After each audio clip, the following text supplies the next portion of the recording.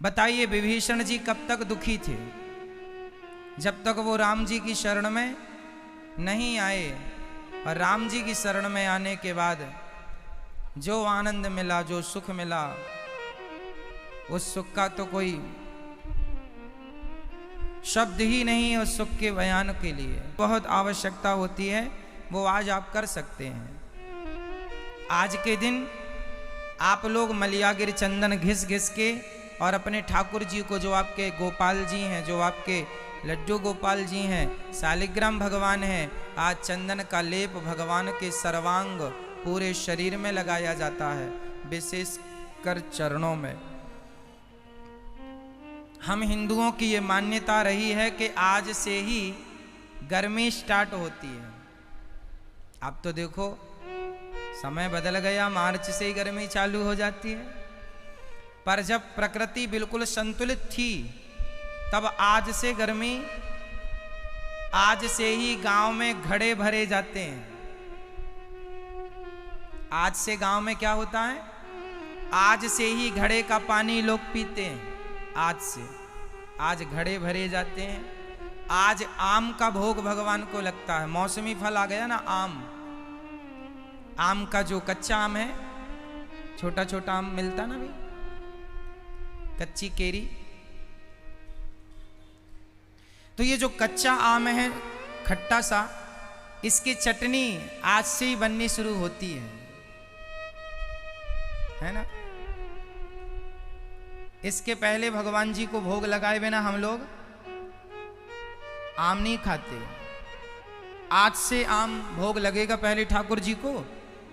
और आज गेहूं का भी भोग लगता है भगवान जी को, क्योंकि किसानों के घर गेहूं आती है ना, नई, ये नया फसल है, नया सीजन है, तो किसान के पास जो होगा वही तो खवाएगा। तो आज गेहूं, जो भी आज की नई फसलें हैं, सबका एक दौने में सबको रखा जाता है। आम रखा जाता है, एक घड़े में पानी भरा जाता है और घड़े के ऊपर दौना रख के भगवान को भोग लगाया जाता है। तो ये हमारी भारतीय परंपरा है। आज के दिन हमारे यहाँ 7 घड़े भरे जाते हैं और घड़े का जल फिर ठाकुर जी को चढ़ के फिर उस जल को पिया जाता है। तो आज अक्षय तृतीया है। आज के दिन हमारे यहाँ बट के नीचे दुल्हा दुल्हन की पूजा होती है। आपने की बचपन में? हमारे यहाँ होती है। वो बाजार में गुड्डा गुड्डी मिलते हैं ना, दुल्हा दुल्हन, हमारे यहाँ पुत्रा पुतरियां कहते हैं उनको, है ना, पुत्रा पुतरियां। तो आज पुतला और पुतरिया आज उनकी पूजा होती है। वो हम लोग बचपन में ना, वो आती रही एक अम्मा, पुत्रा ले लो पुत्रा। तो आज के दिन ना वो एक एक्चुअली मिट्टी का एक खिलौना होता है। उस समय एक दुल्हा होता है, उसकी मूंछ होती है, और एक दुल्हन होती है। तो दुल्हा दुल्हन सारे बच्चे लोगों का खेल होता है आज के दिन। तो सब अपनी टोकनी में ये सब रखते हैं, पूड़ी रखते हैं, है ना, अचार विचार जो भी है, साग सब्जी सब रखते हैं, और बट के नीचे जाते हैं। बट वृक्ष के नीचे जाते हैं और पुत्रा पुतरियों का विवाह करते हैं आज के दिन, है ना। और सारे गांव के बच्चे बट वृक्ष के नीचे आज दोपहर गुजारते हैं, बढ़िया भजन कीर्तन हंसी मजाक करते हैं। बच्चों का खेल होता है ये। तो आज के इस पर्व को हमारे देश में बड़ी धूमधाम से मनाया जाता है। परंतु आज के आधुनिक युग में जहाँ गेमों का ज़माना आ गया, मोबाइलों का ज़माना आ गया, तो ये सब खेल सब लुप्त होते चले जा रहे हैं। अब लोग आज के बच्चे जानेंगे भी नहीं कि ये खेल क्या है, ये उत्सव क्या है, ये अक्षय तृतीया क्या है। तो इस तृतीया की बड़ी महिमा है। आज के दिन ठाकुर जी का पूजन जरूर करना चाहिए। आज के दिन भगवान से आप जो मांगेंगे ठाकुर जी वो जरूर देंगे। परंतु इसकी एक शर्त है कि आप सभी को आज से एक नियम बनाना होगा कि रोज भगवान जी को चंदन का आप लेप लगाएंगे। कुब्जा का नाम सुना होगा, भागवत जी में कथा आती है। कुब्जा भगवान को चंदन का लेप लगाती है, और चंदन का लेप लगाती है तो हमें भी भगवान श्री कृष्ण को, भगवान लड्डू गोपाल जी शालिग्राम भगवान को चंदन का लेप लगाना चाहिए। और तुलसी के पत्ते को भगवान श्रीमन्नारायण शालिग्राम गोपाल जी को तुलसी समर्पित करना चाहिए। और तुलसी समर्पित करके, और भगवान को तुलसी बड़ी प्रिय है तो तुलसी आप समर्पित करें भगवान को। और तुलसी में आप या श्री राम लिखें या श्री कृष्ण लिखें, और तुलसी में चंदन से लिख के भगवान को 11 तुलसी भगवान को अर्पित करें।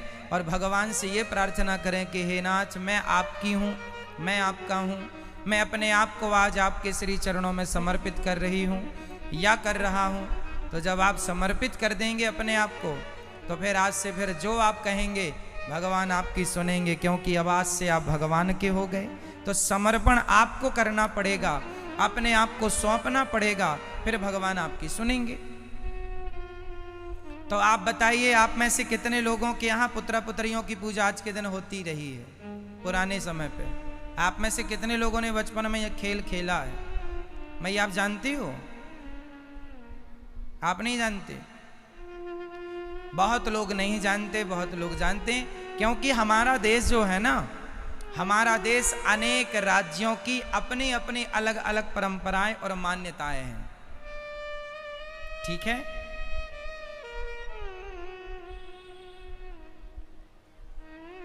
अपनी परंपराएं हैं, अपनी मान्यताएं हैं, सबके एक ही त्योहार को हम लोग अलग अलग ढंग से मनाते हैं, है ना? तो यह हमारा भारत है, अनेक भाषाएं हमारे देश में हैं, अनेक भाषाओं में अनेक प्रकार का हास्य परिहास है, अनेक एक त्योहार को अनेक ढंग से मनाने की परंपरा हमारे देश में है। त्योहार एक ही है, पर उसको अलग अलग प्रांत में अलग अलग ढंग से अपनी परंपरागत रीति रिवाज से लोग मनाते चले आते हैं। तो आज का त्योहार आप लोग भी मनाइएगा। और मुझे लगता है कि आप लोग आज कथा सुन रहे हैं, तो यही अक्षय तृतीया का सबसे बड़ा फल है कि आप लोग भगवान की शरण में हैं और कथा रसपान कर रहे हैं, कथा का आनंद ले रहे हैं। प्रिय भक्तों, श्री भगवान की शरण में जो है सब सुखी हैं, कोई भी हो, कैसा भी हो, सब सुखी है। विभीषण शरण में आए, भगवान ने सुखी कर दिया। सुग्रीव शरण में आए, भगवान ने सुखी कर दिया। सुग्रीव दर दर की ठोकर खा रहे थे, विभीषण दर दर की ठोकर खा रहे थे, पर जब राम जी की शरण में आए तो राम जी ने दोनों को क्या बना दिया? राजा। भगवान कहते हैं, मैं भले जंगल में रहूंगा पर अपने भक्तों को राजा बना के रखूंगा, तुम मेरी शरण में आओ तो सही। भगवान अपने भक्तों को राजा ही बनाते हैं। क्यों मैं ऐसे है? भगवान अपने भक्तों को क्या बनाते हैं? राजा। तो राजा बनाते हैं भगवान। तो ये राज, यदि चाहते हो राजा बनना तो भगवान की शरण में आओ, और भगवान की शरण में आकर भगवान का चिंतन करो। भगवान की करुणा का वर्णन सुखदेव भगवान परीक्षित से कर रहे हैं, सुनो। जब भगवान श्री कृष्ण शांति दूत बन के गए पांडवों के यहां, कौरवों के यहां, तो दुर्योधन ने 56 भोग दिया, खाया नहीं भगवान ने। विदुरानी के घर गए और दुर्योधन की मेवा त्यागी साग विदुर घर खाई, सबसे ऊंची प्रेम सगाई। ये प्रेम भगवान को बहुत प्रिय है। यदि आज भगवान को कोई बांधना चाहे तो प्रेम की रस्सी में बांध ले, भगवान बंधने को तैयार है। पर रस्सी कौन सी चाहिए?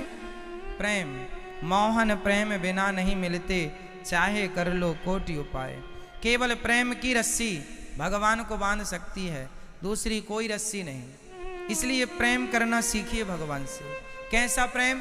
माता शबरी, माता विदुरानी की तरह है। विदुर और विदुरानी दोनों गए थे भगवान श्री कृष्ण का दर्शन करने जब वो हस्तिनापुर आए थे शांति दूत बनकर, तो विदुर और विदुरानी पीछे खड़े थे। अब रथ आ रहा है, अब कृष्ण आ रहे, इंतजार है। और जब भगवान आए तो ऐसे पांव उठा उठा के विदुरानी जी देख रही हैं। मेरे कन्हैया पर एक नज़र पड़ जाती। आज जैसे आप लोगों ने बिहारी जी के दर्शन करने गए तो पांव उठा उठा के देख रहे थे कि नहीं? अपनी पांव एड़ी पूरी उठा के आप दर्शन ऐसे ऐसे कर रहे थे भगवान का, बिहारी जी का। ऐसे ही श्री माता विदुरानी भगवान श्री कृष्ण को देख रही थी। एक झलक तो दिख जाए, एक झलक तो दिख जाए। तो भगवान का दर्शन नहीं ही हुआ। विदुरानी रोने लगी। खड़े बगल में विदुर जी, क्या हुआ? बोले कन्हैया का दर्शन तो हुआ ही नहीं, इतनी भीड़ है, एक झलक भी नजर नहीं आई, एक बार भी दिखे नहीं। बहुत रोई, बहुत रोने लग गई।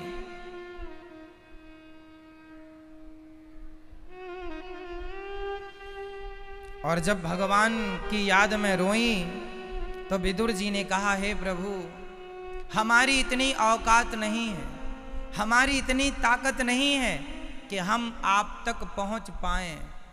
हम में इतनी सामर्थ्य नहीं है कि हम आप तक पहुंच पाएं। प्रार्थना है भगवान दर्शन दीजिएगा। देखो, जब भक्त की सच्ची भावना और सच्ची भक्ति होती है और जब आप भगवान तक नहीं पहुंच पाते और प्रेम है तो फिर भगवान स्वयं आप तक पहुंच आते हैं। भगवान स्वयं आप तक आते हैं, आपको जाने की जरूरत नहीं। फिर विदुर जी उल्टे पांव आ गए अपनी कुटिया में। और फिर विदुर जी भगवान के पास नहीं गए, भगवान विदुर जी के पास आए। विदुरानी ने भगवान को बिठाया, खिलाया, खिलाने को कुछ था नहीं, केला तोड़ के ले आई और केला छील छील कर फल फेंकती जाती, छिलका ठाकुर जी को देती जाती और भगवान छिलकों का भोग लगाते हैं। इससे आपको क्या स्पष्ट हो रहा है? भगवान छिलकों का भोग लगा रहे हैं, इससे आपको क्या समझ में आ रहा है? इससे ये समझना है कि भगवान को कोई भाव प्रेम श्रद्धा से कुछ खिलाए, जो कुछ खिलाए भगवान वो सब कुछ खाने को तैयार हैं। क्या होनी चाहिए? क्या होना चाहिए? आपको कोई प्रेम से खिलाए, आप खा के आए हैं, पेट भरा है आपका, और फिर भी आपको प्रेम से कोई खवाए तो आप खाएंगे कि नहीं? सामने वाले के प्रेम को रखने के लिए, उसका मान रखने के लिए आप जरूर जरा सा ही सही खाएंगे जरूर। क्यों? क्योंकि सामने वाले का प्रेम है, श्रद्धा है। जब आप प्रेम को इग्नोर नहीं करते, जब आप प्रेम को ठुकरा नहीं सकते, तो भगवान भला प्रेम को क्यों ठुकराएंगे? भगवान तो प्रेम का बड़ा सम्मान करते हैं। भगवान के आंखों में उन्हीं के लिए सम्मान है, भगवान उन्हीं की इज्जत करते हैं जो भगवान से अत्यधिक प्रेम करते हैं। इसलिए भगवान से प्रेम करना सीखिए। मोहन प्रेम बिना नहीं मिलते, चाहे कर लो कोटि उपाय। भगवान नहीं मिलेंगे बिना प्रेम के।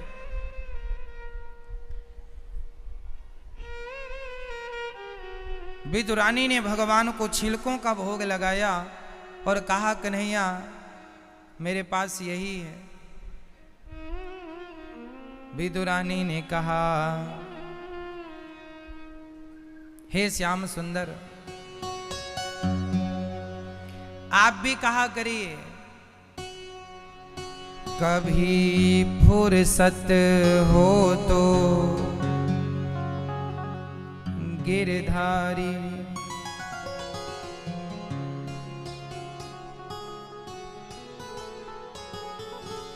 कभी फुर्सत हो तो गिरधारी, निर्धन के घर भी आ जाना,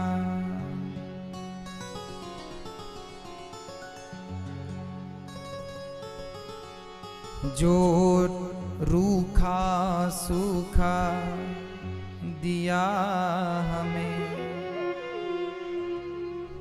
कभी उसका भोग लगा जाना। हे नाथ, हमारे पास कोई 56 भोग थोड़ी है, हमारे पास कोई सिंहासन भी नहीं है आपके बिठाने के लिए।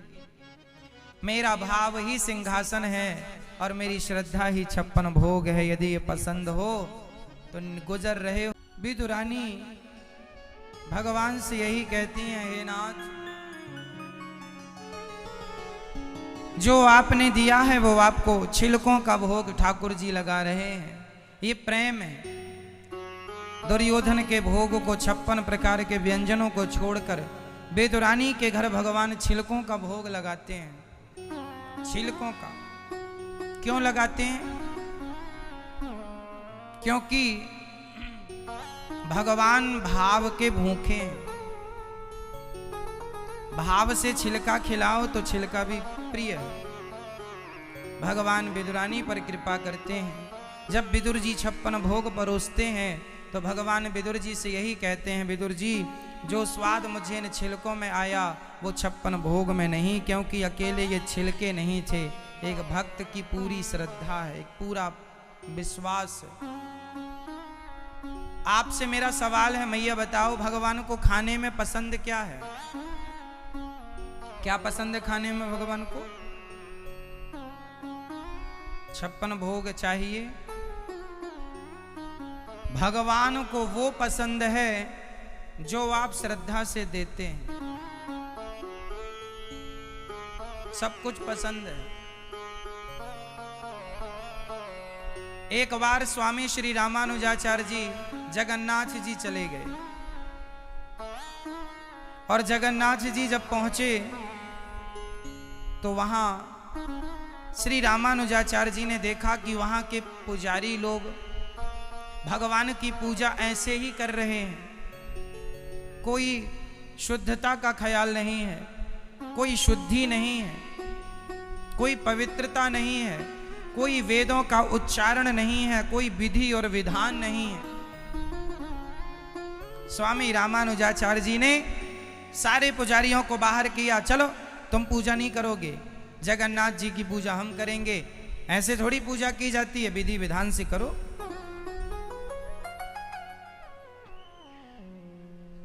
बड़ा विधि विधान से स्वामी श्री रामानुजाचार्य जी पूजा करने लगे।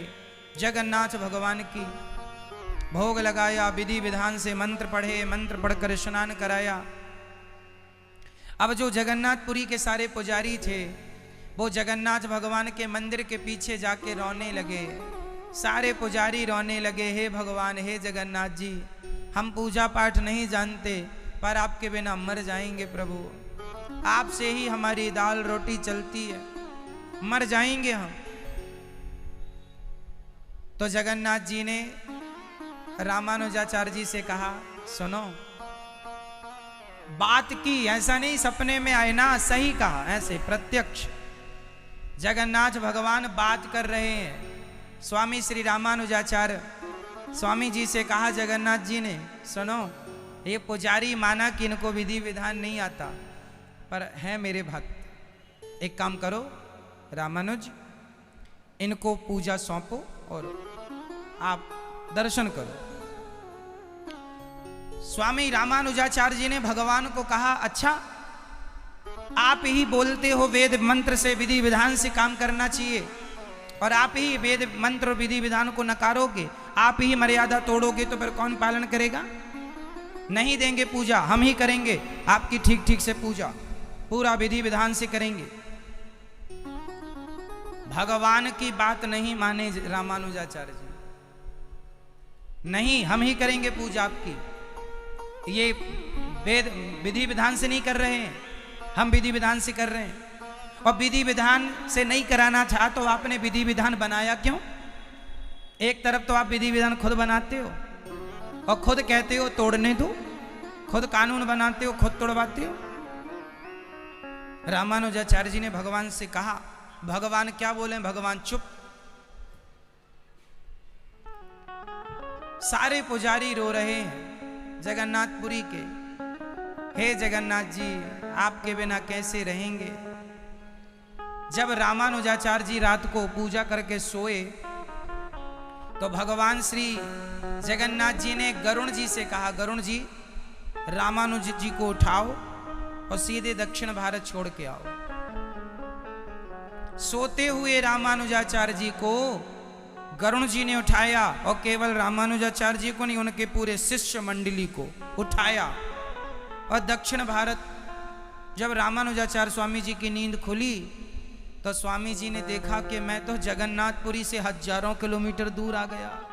रामानुजाचार्य जी रोने लगे, वाह प्रभु आप इतने दयालु हैं कि आपकी पूजा कोई विधि तोड़ कर भी करता है तो भी आप उसकी पूजा स्वीकार करते हैं, क्योंकि आप भाव के भूखे हैं। रोने लगे रामानुजाचार्य जी, वाह प्रभु आप जैसा करुणा मैं कोई नहीं हो सकता, आप जैसी करुणा किसी की नहीं हो सकती।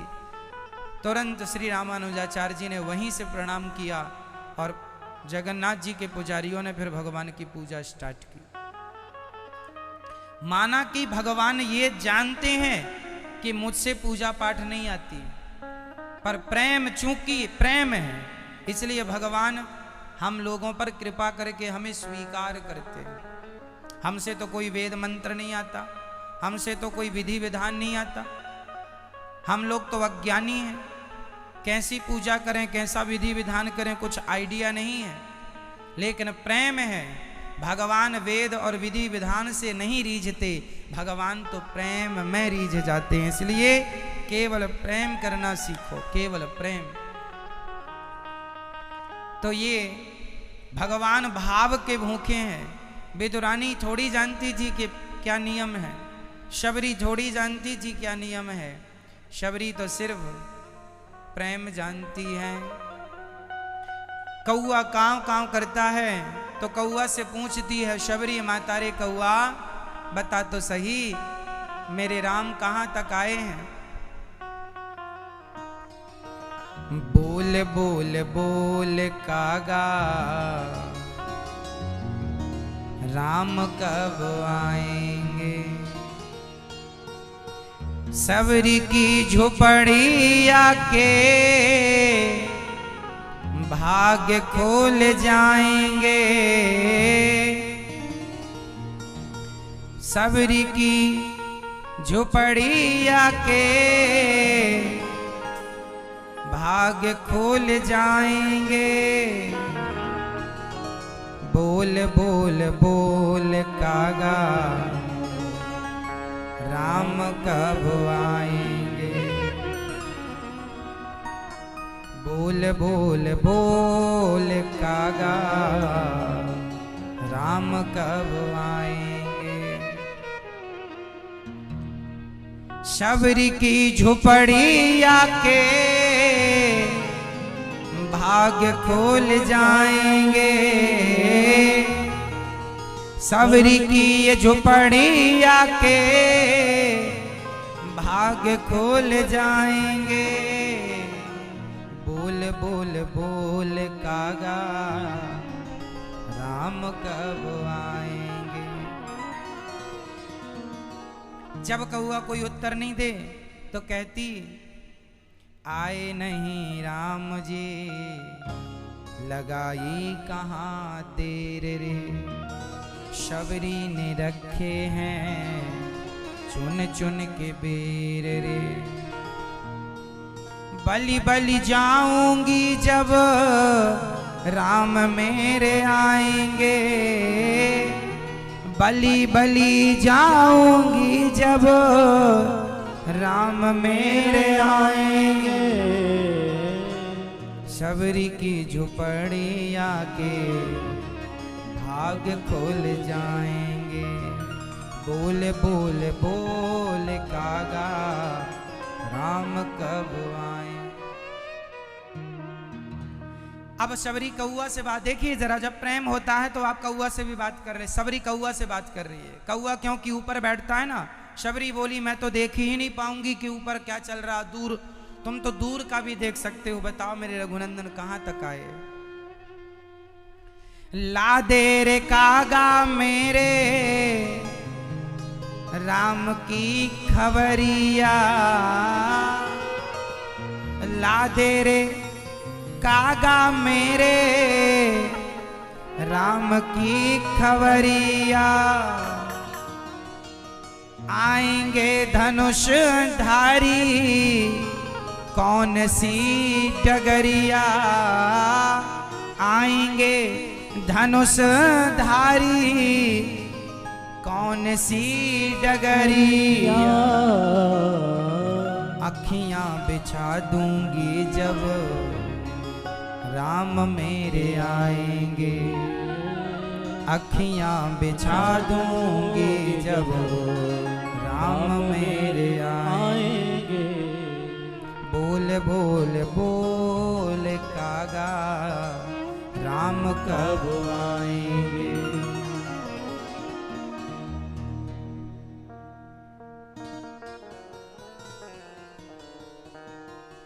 माता शबरी कौआ से कह रहे हैं,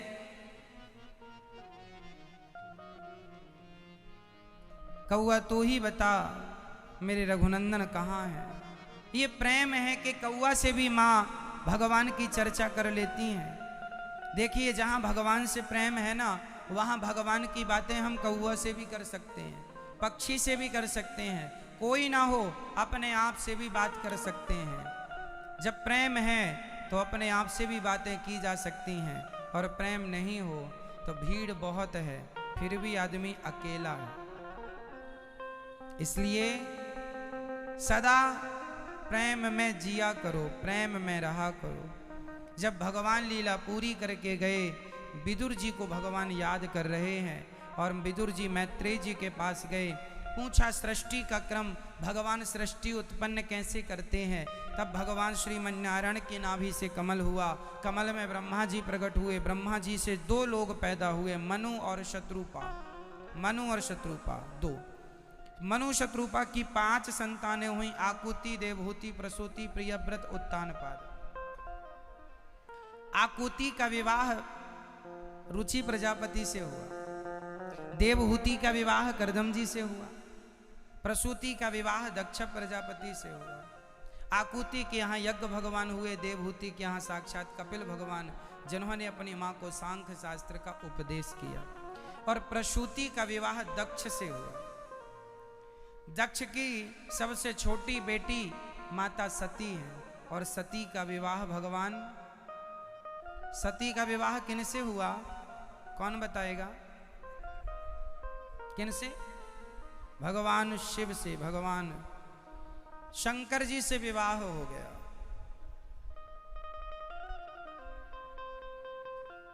माता सती अपने पति के संग बहुत खुश हैं, शंकर जी के साथ बड़ी प्रसन्न है। एक दिन शंकर जी अपनी पत्नी माता सती को लेकर सत्संग कराने चले गए। कहां गए? कुंभज ऋषि के पास।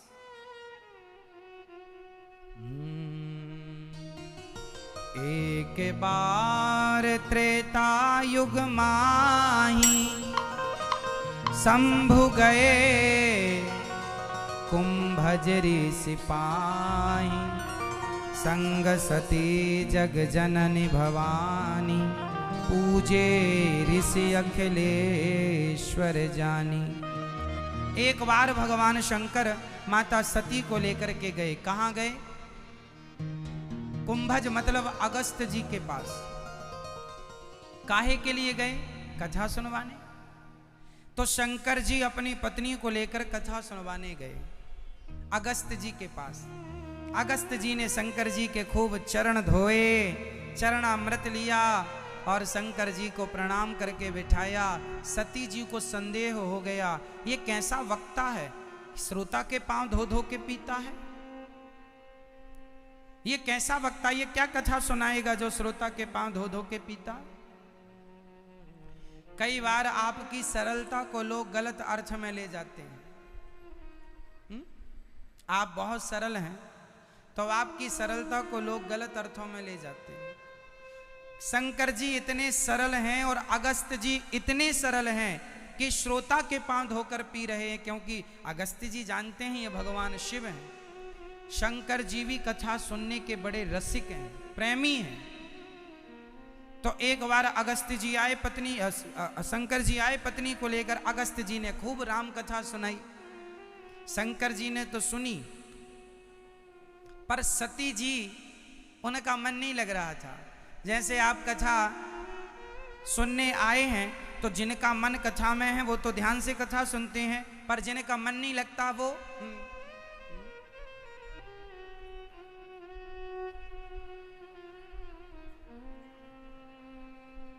ऐसे ऐसे करते रहते हैं। जब ऐसा ऐसा चल रहा हो चक्कर, समझ लो इनका मन नहीं लग रहा। सती जी भी ऐसी सिर घुमा रही थी। शंकर जी ध्यान से कथा सुन रहे हैं और सती जी यहाँ यहाँ देख रही हैं। क्यों देख रही हैं? क्योंकि शंकर जी की अगस्त जी में श्रद्धा है, जबकि सती की अगस्त जी में कोई श्रद्धा। जिन गुरु से कथा सुन रहे हैं उन गुरु के प्रति आपकी श्रद्धा होनी जरूरी है। यदि आपकी श्रद्धा है तो कथा का लाभ मिलेगा, श्रद्धा नहीं है तो कथा का कोई लाभ नहीं मिलना। अब सती कथा पूरी हो गई। शंकर जी प्रणाम करते हैं अगस्त्य जी को, चले। और वो युग कौन सा था? त्रेता युग। उस समय राम जी माता सीता की खोज करने चले। हे सीता कहाँ हो? हे खग मृग हे मधुकर श्रेणी, तुम देखी सीता मृग नैनी। हे मेरी सीता तुम कहाँ हो? राम जी ढूंढ रहे हैं सीता को। और वहां से शंकर जी जा रहे हैं सती को लेकर। तो शंकर जी ने राम को प्रणाम किया। अच्छा, शंकर जी को किनका दर्शन हो गया? राम जी का। क्यों दर्शन हो गया? क्योंकि कथा सुन के आए हैं अभी अभी। और कथा सुनने का फल यही है, कथा भगवान का दर्शन कराती है। ये कथा का फल है। जो कथा सुनेगा उसे भगवान का दर्शन होगा होगा होगा। इसमें कोई किंतु परंतु नहीं है। कब होगा ये भगवान जाने, पर होगा जरूर। आप लोग बताइए, आज आप लोग कथा सुनने आए, कितने लोग सिर्फ कथा सुनने आते हैं, पर कथा सुनने के लिए तो आए हैं, पर लगे हाथ बिहारी जी का दर्शन भी हो जाता है। तो कथा ही तो भगवान का दर्शन करा रही है। कथा ना होती तो कौन भगवान को जानता? कथा होती है तब तो पता होता है कि आज के दिन भगवान के चरणों का दर्शन होता है। कथाएं होती नहीं तो लोगों को क्या पता कि आज के दिन भगवान के चरणों का दर्शन होता है। तो कथाएं ही तो भगवान से मिलाती हैं। कथा ना हो तो भगवान से कौन मिले भाई? अच्छा ये बताओ, आप लोगों के अंदर कथा सुनने के बाद ज्यादा भगवान के प्रति प्रेम जागा है या पहले से ही था? बोल दो। पहले से था? पहले से भी था। आप में से बहुत लोग ऐसे हैं जिनका प्रेम पहले से भी था, परंतु कथा सुन के वो बढ़ा है। वो क्या हुआ है? प्लस हुआ। तो कथा हमें हमारे प्रेम को क्या करती है? बढ़ाती है। शंकर जी ने राम का दर्शन किया। कथा का फल है भगवान का दर्शन। शंकर जी को दर्शन हो गया, पर सती को दर्शन नहीं हुआ। शंकर जी ने प्रणाम किया, जय जय जय सच्चिदानंद जगदीशा। हे मेरे राम, प्रणाम करता हूं आपको। सती जी ने कहा, भोलेनाथ आप किसे प्रणाम कर रहे हैं? शंकर जी ने कहा, सती आप भी देखो, ये भगवान राम है। ये वही राम है जिनकी अभी अभी हम लोगों ने कथा सुनी है। ये वही राम है। सती जी ने कहा, ये राम, ये भगवान कैसे हो सकते हैं? शंकर जी ने कहा, क्यों, ये भगवान क्यों नहीं हो सकते? यदि भगवान होते तो ये अपनी पत्नी के लिए जंगल जंगल क्यों घूम रहे हैं? भगवान तो सब जानता है कि मेरी पत्नी कहाँ है, मैं कहाँ हूँ। भगवान तो कण कण की जानता है। इन्हें तो खुद की पत्नी के बारे में ज्ञान नहीं है, तो ये भगवान कैसे हो सकते हैं? ये सती माता का तर्क है। अब आपसे मेरा सवाल, क्या भगवान श्री राम को पता नहीं था कि मेरी सीता कहां है? सवाल पूछ रहा हूं मैं, या उत्तर दो। क्या भगवान श्री राम को पता नहीं था कि मेरी सीता कहां है?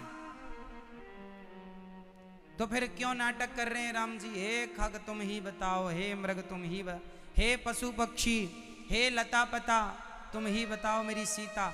अब बताइए, ये तो पागलों का कोई व्यवहार देख के अब कोई पेड़ों से बात करने, हे पेड़ मेरी पत्नी को देखा है क्या तुमने? हे पशु पक्षी क्या तुमने हमारी पत्नी को?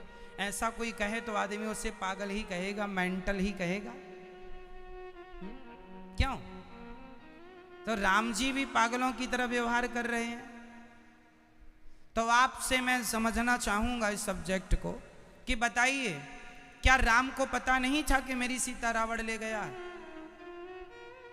बोलो मेरी माँ, पता था या नहीं? बताओ, सिर विर हिलाओ। पता था? अच्छा, तो फिर ये काहे नाटक कर रहे हैं? हे खग मृग तुम ही बताओ मेरी सीता कहाँ है?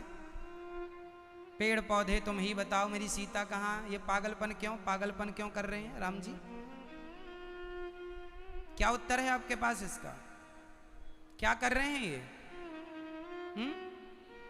क्या? जोर से। हाँ, राम जी भगवान है, रामाख्य ईशम हरिम। ये राम स्वयं भगवान नारायण है। जब राम का जन्म हुआ था तब राम चतुर्भुज में प्रकट हुए, चतुर्भुज रूप। भय प्रगट कृपाला दीन दयाला कौशल्या हितकारी। कौन प्रकट हुआ? हम लोगों का जन्म होता है, राम जी का जन्म नहीं हुआ। राम जी तो क्या हुए?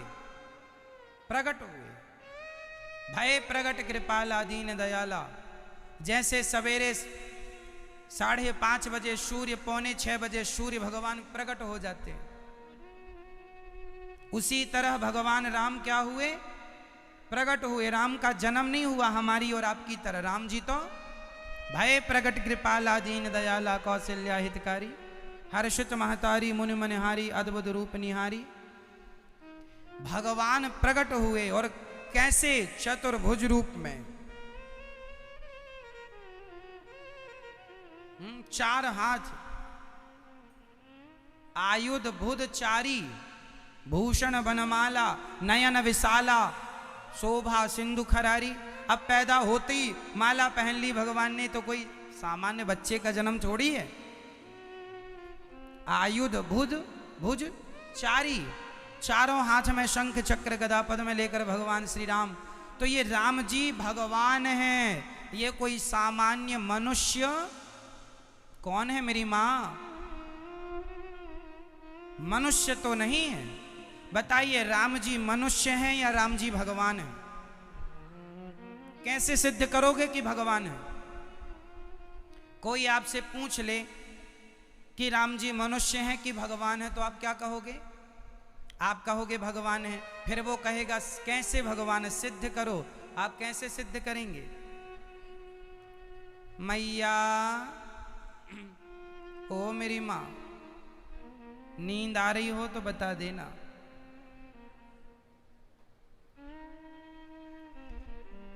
जल्दी जल्दी बताओ, हम आपसे पूछ रहे हैं। बताओ, राम जी मनुष्य हैं या भगवान? जोर से। तो भगवान है, कैसे सिद्ध करेंगे आप? क्या है भगवान जैसा उनके अंदर?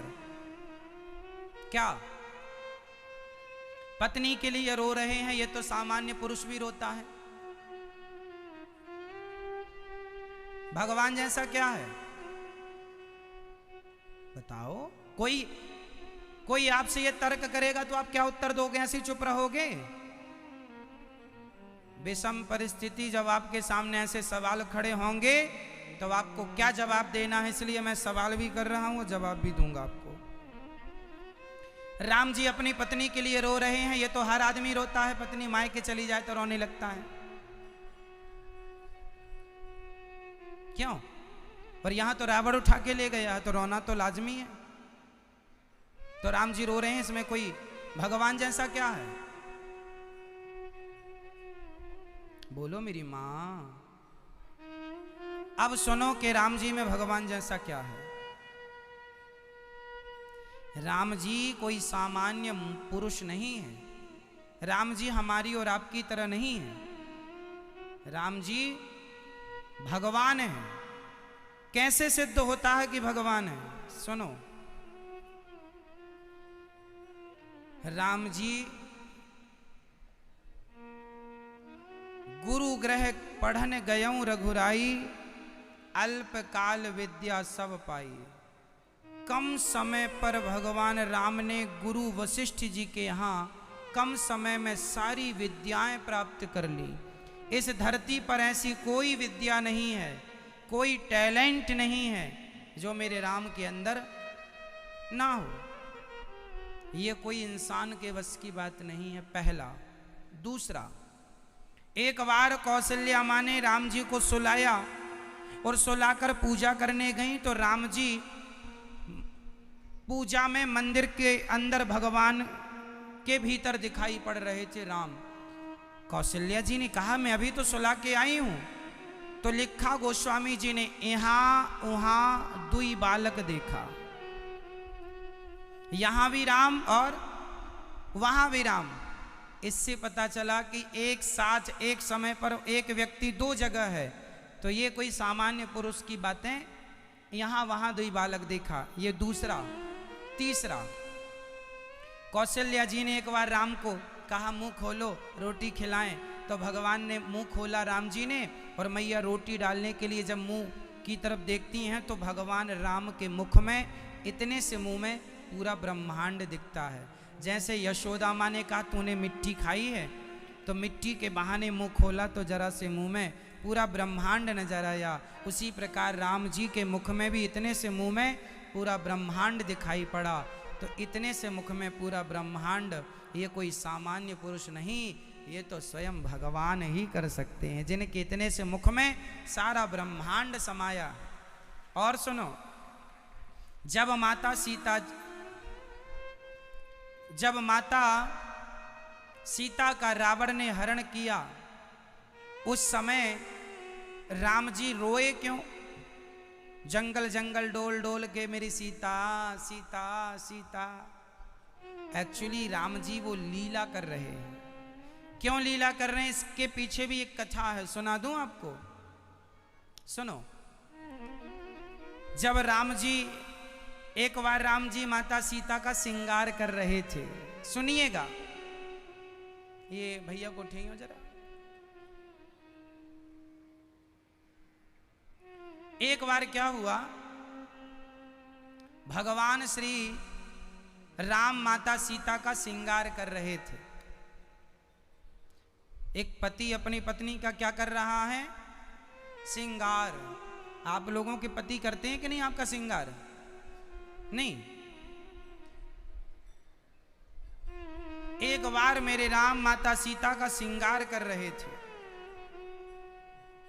बालों में सुंदर सा पुष्प गूंथ रहे थे। तो जंगल में जितने साधु संत थे, सुनिएगा, सारे साधु संतों को लगा काश हमारी भी ऐसी पत्नी होती तो हम भी ऐसी श्रृंगार कर रहे होते।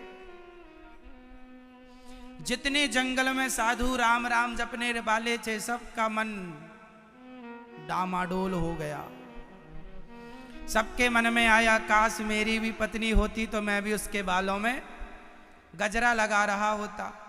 अब राम जी को लगा, अब सारे साधुओं ने एक पत्थर उठाया और पत्थर उठा उठा के छैनी हथौड़ों से पत्थर की कटिंग चालू कर दी। माला वाला छूट गया, भजन वजन छूट गया, पत्थर की कटिंग चालू। राम जी ने कहा ये पूरे जंगल में खटखट खटखट करके आवाज आ रही है छैनी हथौड़े की। तो राम जी एक साधु से बोले क्या कर रहे हो? बोले पत्नी बना रहा हूं। पत्नी? बोले पत्थर की नारी बना रहा हूं, फिर आपसे चरण छुलवा लूंगा। आप तो सारे साधु संतों के अंदर वैराग्य जगाना था, इसलिए राम जी ने ये लीला की। सारे साधु संतों के अंदर क्या जगाना था? वैराग्य। इसलिए राम जी ने ये लीला की। ये लीला है।